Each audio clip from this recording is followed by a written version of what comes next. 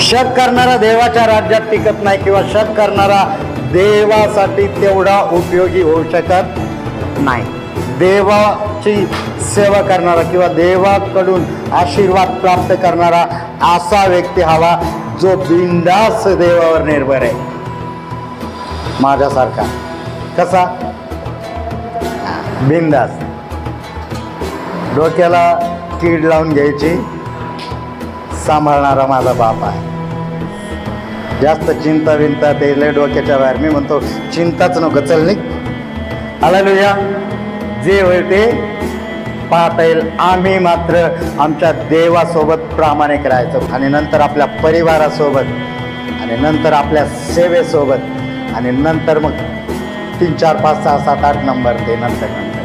First priority देव, दुसरी priority family, तिसरी priority ministry.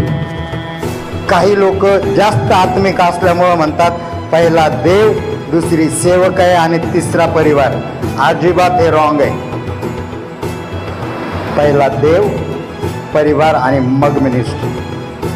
कारण देवाचं वचन म्हणतो जो सेवक आपल्या परिवाराच्या गरजा, आपल्या परिवाराला सांभाळू शकत नाही तो सेवा करू शकत नाही. म्हणून देवाने परिवाराला, फॅमिलीला सगळ्यात वर दिलं आणि त्याच्याही वर देव आहे. आणि मग तिसऱ्या नंबरला जाऊन सेवा करायची. परिवारात, फॅमिलीत गडबड असेल तर सेवा करायची नाही.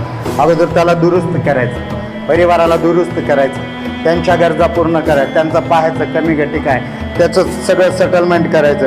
ते एकदा व्यवस्थित झालं का मग सेवेत हात घालायचं देवाच्या राज्यासाठी.